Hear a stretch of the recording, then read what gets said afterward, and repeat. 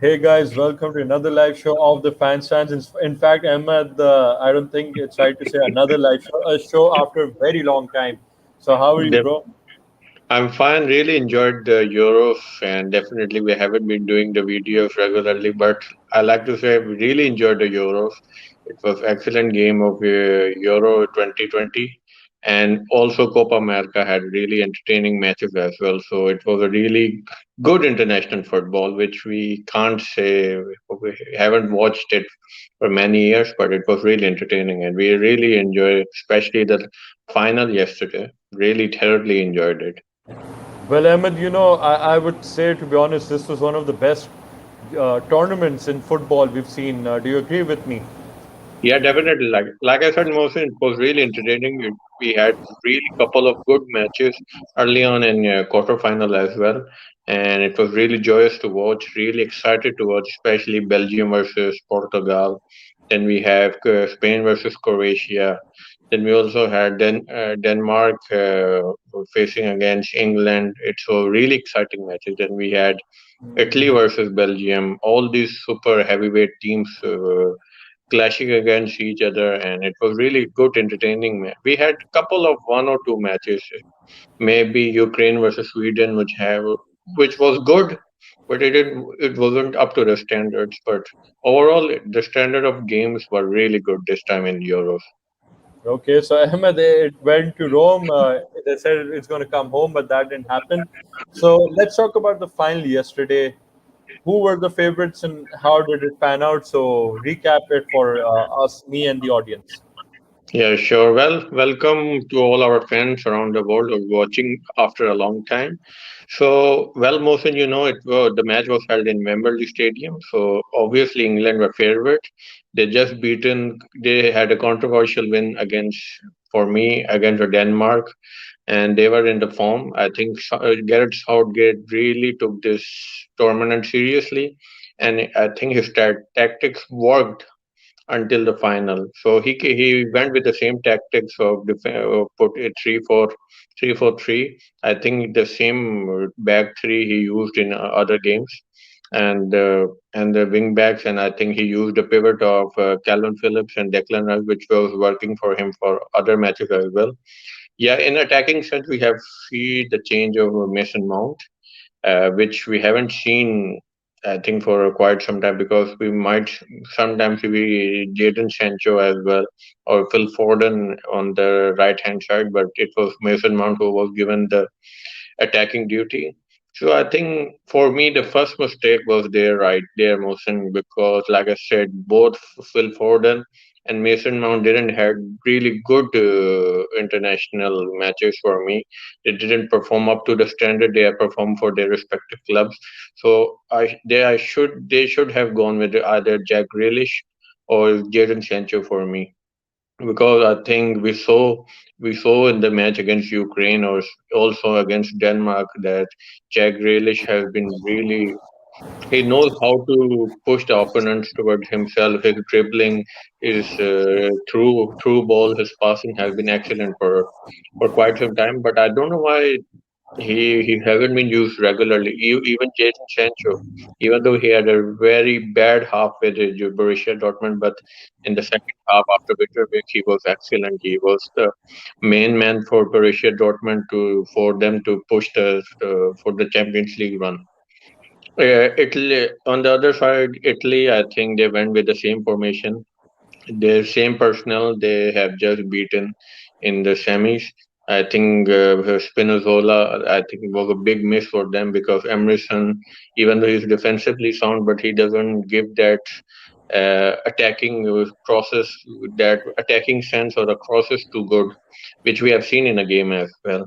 So I think when the game started, I think most of the people, except for England fans, most of the people were cheering for Italy team, because they performed really well, and they were really playing amazingly. They were playing as a team, which we haven't seen in this tournament, from France or even from Portugal. But this Italy team were playing as a team. Even Germany didn't play it as a team, which was quite ironic for me. So yeah, but the game started, I think. But in the third minute, like I said, a really good through ball from Kieran Trippier to one fullback to another, and Luke Shaw. I think Di Lorenzo wasn't marking him, and Luke Shaw just pummeled that shot towards Donnarumma, and it was good. They were leading 1-0 up till the third minute. Then after that, I think Gareth Southgate said that you should play the defensive game. They just were defending the ball. And Italy, I think they had to break from their usual defensive play as well. They were attacking more front. I think all their players were pushed up. They were pressing high. All their attacking, except for I think Immobile. I think other than that, I think Chiesa had a good game, and Insigne all were pushing above. They had couple of chances, but in the first half they just couldn't do anything.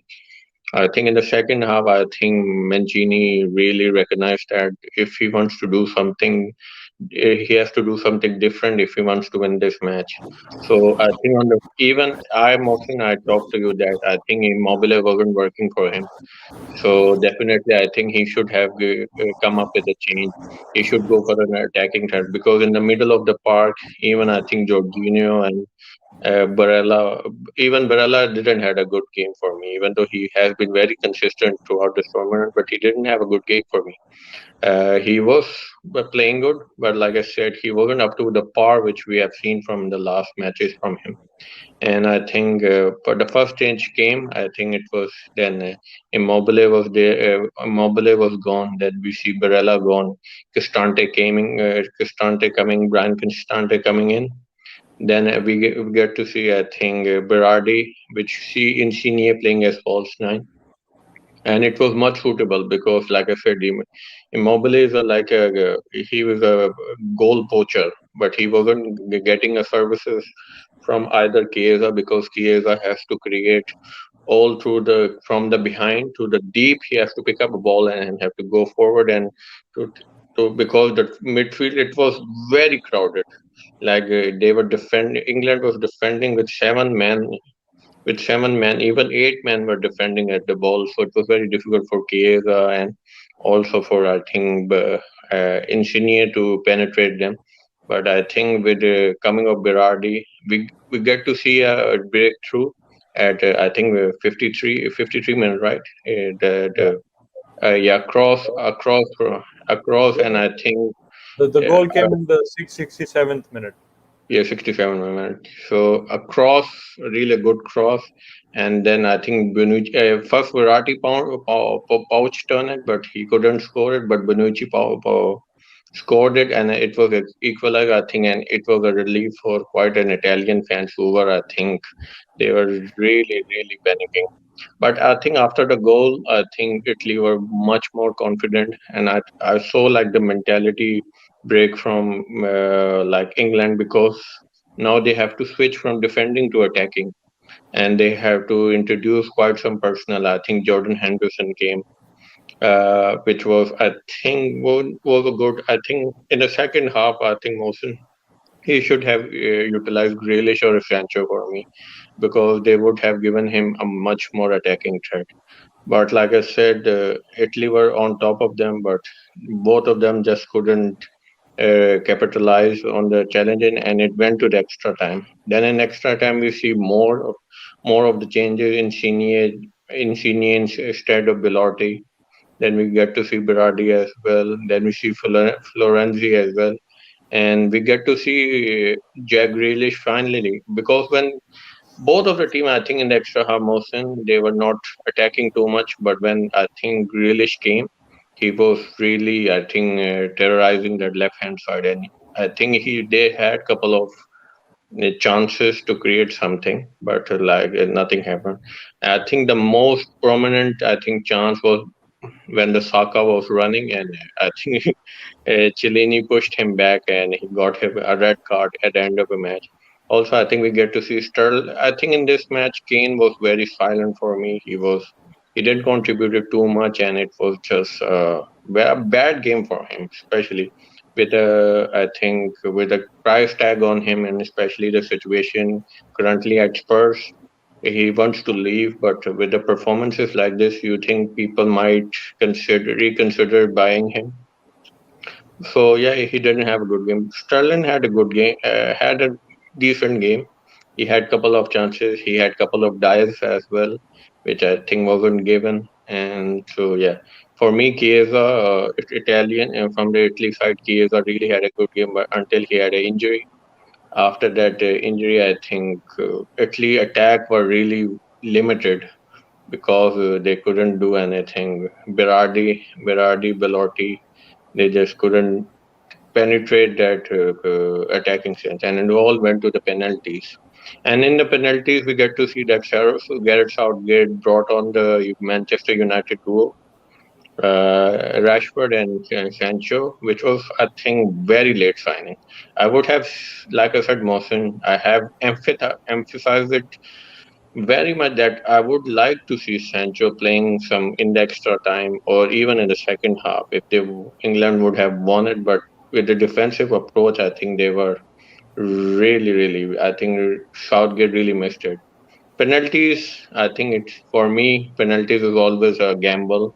It's a 50-50 chance. Anyone man can win it, but I think Gigio Donnarumma has a really good record because he won three times with his country and won two times with the AC Milan. So definitely, I think first penalty was by Locatelli. He scored. Then I think Harry Kane also scored. Then Belotti came. He missed. And then I think Harry Maguire came. He scored. So the pressure was on Italy. So yeah, then Bonucci scored. Then the both the I think Rashford came. He had I think a really nervous long pause, and then he missed. And I think Berardi came. He scored as oh Cristante came. I think no Berardi came. He scored, and I think Sancho also missed. Then I think Cristante came and scored the fifth penalty, and Saka, which I think Mohsen was the dumbest decision. Even I don't know why Gareth Southgate didn't put Sterling or even Jack Grealish, and even Jack Grealish was in the Twitter saying that I would have taken it, but the gaffer, his manager, just said that he already chosen who will go for the penalties. But I think the responsibility of putting a 19-year-old, that responsibility was too much pressure for him, and he also missed that. And I think Italy won a very amazing match on penalties, which we wouldn't have thought when they were they were trailing at the start of 3 minutes match. But overall, it was an amazing match and a well deserved victory by for Italy team, and a very well deserved victory by Mancini and his man. Mancini has really revolutionized this Italy team because if 5 years ago they didn't even qualify for the World Cup, but now they are, I think, European champions, and definitely well deserved because they have been really consistent throughout this tournament. Well, Ahmed, very well summed up. I know I'm jumping the ship ahead, but we need to answer the question: is Messi going to win the Ballon d'Or? I'm going to come to Copa America. Oh, it's a very difficult question right now because, like I said, but I will say it's between Messi and Lewandowski right now because with the kind of number he scored, like 44 goals in a single calendar year in the league. So definitely, I think you can't disregard that scoring record. But as for Messi, I think he finally won the Copa America after 28 years for Argentina, and for him, I think 14 years. So it's a very difficult thing to analyze, right? But for me, like right now, I think uh, he's favored with Lewandowski. So for me, if Lewandowski wins, it will be deserved. If Messi wins, it will be deserved because both of them have been brilliant throughout this year. Ahmed, can anyone from the Italian squad be shortlisted for the Ballon d'Or? Well, quite some people are saying that Jorginho might be considered for it because he won the UEFA Champions League with Chelsea, and also Also won the European Championship with Italy now. Also, I think there's a shout out for Barella as well. He has been very consistent with Inter as well. That's why they won the league, Syria, and also the European Championship. So I think there are a couple of shouts as well. But like I said, Mohsin, the record put forward by Lewandowski in this calendar year, 44 goals. He even broke the Jared Muller record in the Bundesliga of 42 goals. That record can't be broken very easily. And if you're putting this kind of numbers, it's very hard to ignore them. So, Okay. like I said, it's for me right now, even though Jorginho and Barella accolades are really nice, but I still think it's gonna be between Lewandowski and Messi. Or so, like I said, both of them really deserve. We might see Jorginho or Barella at third or fourth, something like that. But yeah, it's for me, So, it's between so Messi Ahmed, and now Lewandowski. talking about Lionel Messi will continue. So he has finally won his first trophy in his 17-year-old career, and breaks Argentina's shackles, barren run of 28 years of Definitely, I think he without must any be international. I think he must be the most relieved man right now in Argentina because the pressure was on him. The pressure was on him that he really needed to win this Copa America. And this time, I think the squad around him, the managerial, the personnel around him were in favor of him. They were really pushing for him to win this Copa America because, like I said, all the players around him were in form. They picked up Emiliano Martinez for me, which has been a very underrated goalkeeper for me for quite some time. And this year, he performed really well for Aston Villa, and he was the hero for them in the semi-finals against Colombia in the shootout. And he saved three penalties, which is very hard to do in the penalty shootouts. And also, I think De Paul has been really underrated. He also had a couple of really good performances, and I think Di Maria, you can't forget him as well. He had a special connection with him. So I think all of these players, I think other players as well, like I said, Otamendi, even though he was the weak link for me, but he performed as well. Then we get to see Christian Romero from Atlanta, even though he was injured, but he also performed really well. I think middle of the park, Paredes, then Lo Celso, attacking wise Lautaro Martinez. Even though I think he didn't, he had couple of good matches, but I think semi-final and final he wasn't performing too well. But overall, I think the squad was really motivated and they performed really well against a really high flying Brazil side who was just winning for fun. They destroyed all the teams they put that was in front of them. So it was a really good match and it was a very challenging match. But I think, like I said, Brazil for me in the Argentina match didn't offer too much. I think man marked Neymar really well. I think in the middle of park they just lost the battle because Fred and Casemiro they just couldn't work. Just couldn't handle the pressure of DePaul and Paredes because they were playing really well. They were controlling balls. They were controlling the tempo of the midfields. DePaul was giving through balls which they couldn't go. Defensively, I think Brazil was good. They didn't concede too many goals, but that goal from Di Maria was something really special. And that Very assist good as ball, very well, good pass. really, really good ball from the ball. I think he's a really good transfer for Atletico Madrid. I don't know why so many clubs took this while to recognize his talent because I think like I said, Mohsin, we have talked like of the channel that he's a really special talent, and no one have picked him up from Udinese. Now the people have seen his talent. I think he's a really good match for Atletico Madrid because Atletico Madrid is really missing that key personnel, which will give them a good passing, good through balls and good playmaking. Because they have good in Koke and Saul, but I think they're more defensive minded. So I think someone like Rodrigo De Paul will really do them good. But that's not. We are not discussing club football right now. We are discussing Messi and his temperament. So definitely Messi would have put this match really early on. I think in the 85th minute when he missed a chance, he was one on one. A really good ball by I think De Paul or I think Di Maria, but he just couldn't do anything. But I think it was good enough for Argentina, and they won it 1-0 against a really high flying Brazil. It was a really entertaining match, but it was, like I said, it was a very challenged or very too many tackles for in this match, So, which is Emma, two managers are being criticized: Southgate for his penalty decisions. Even Brazilian coach Tite is being criticized for making too many changes on regular basis in every game for yeah, Brazil. definitely. I think he keeps playing. I think Everton. I think he should have played Richarlison and Firmino.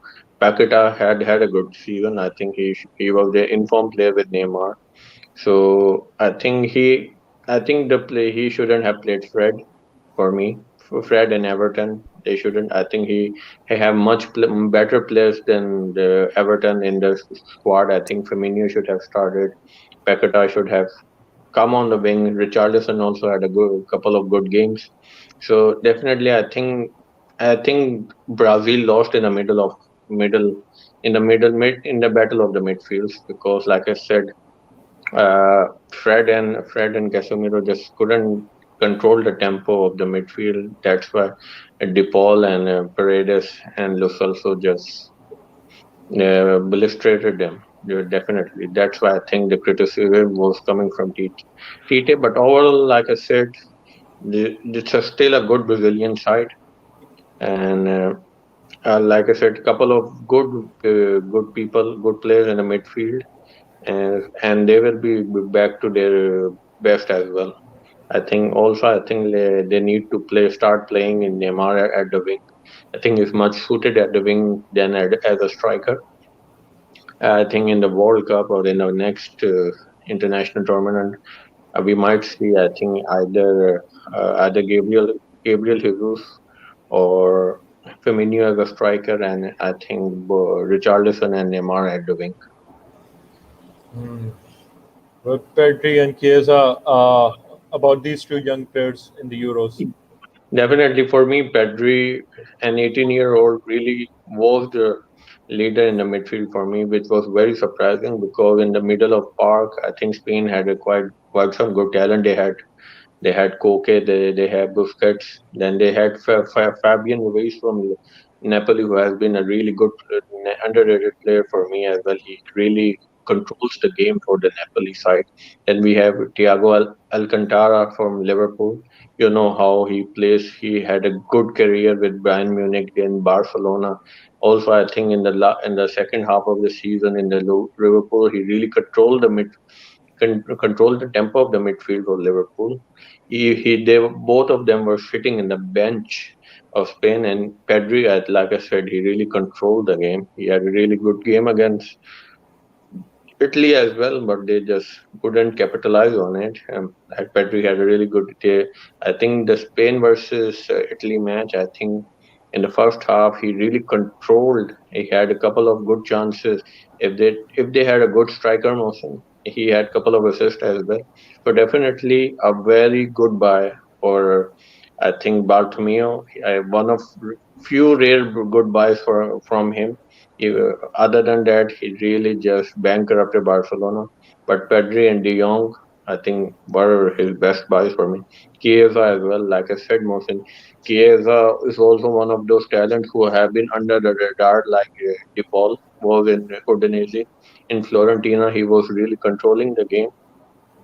He was their main man. I don't know why Inter or AC Milan didn't pick him up, and Juventus really picked him. I think they will give 70 million to Florentina in the 2-year loan, and now after the tournament, Liverpool and Bayern Munich have been acquiring for him, but Juventus said that he's untouchable.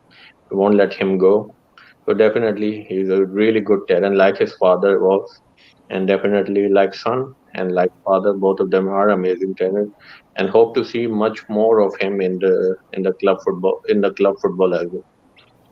Okay, well, Ahmed, I think you've summed it up. You have a question. Why didn't Jordan Henderson step up to take most important penalty? Well, I think he got subbed off, and Yeah. Ahmed, you can answer this question. Well, definitely, I think, like I said, the penalties decisions were from the gaffer, from the Garrett Southgate, and I think in the start of the tournament, I think in the friendlies, Jordan Henderson really missed couple of the penalties. So I think he wasn't confident he could have taken it. So that's why he subbed him off because Jordan Henderson doesn't have a good record for penalties. He also Ahmed, missed last season. I'm sorry, I'm interrupting. Why did he bring on Henderson if he knew there could be a penalty shootout later on, and I might sub him again? I think for me, he really wanted to experiment. Like when he in the extra time when he realized that I shouldn't be playing more defensively now, he introduced I think that Henderson so that he can create some good passes. He should create some forward passes for him because both Calvin Phillips and Declan Rice were playing defensively. They were not offering too much in the front.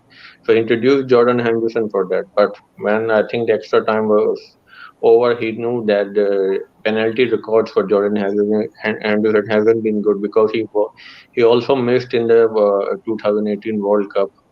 So and he also missed in the friendlies leading to the Euro 2020. So that's why I think he wasn't confident. That's why I think he subbed him off. He also doesn't take penalties for Liverpool as well. It's either Salah or Milner. Hmm. Definitely, definitely. Well, I think is there anything left we need to discuss, Ahmed, before we end the show? We'll come up with a panel of our guests as well, and we'll talk about the best players, the flop teams, and the flop players, and the surprise packages of the tournament in of the Euros, and we'll also talk about club football in the next coming weeks.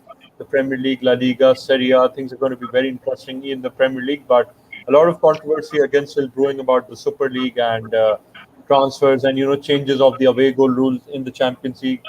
So and the Europa League. So we'll have to see what happens. Ahmed, anything we've missed out you'd like to add before we end the show? I think we covered what was the main topic. I think the finals of the Europa and Copa America. So, like I said, Mohsin, it has been a really entertaining international football from both European football and Copa America, and it was now on to the club football, and definitely will come with another video. We'll discuss who were the best players, best 11 of the tournament, for flop 11, what were our predictions. We'll discuss everything, and Well, until the next time. I'll say one thing. I went on another show and I predicted in the round of 16, before the round of 16, Italy and England will play in the final, and that Well, happened.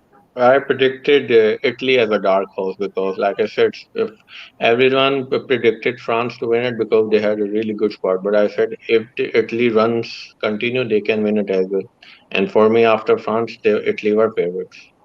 And what drama with France? I mean, the players' parents were fighting in the stands. Yeah, a lot to discuss that as well. We will discuss as well all these things Well, definitely.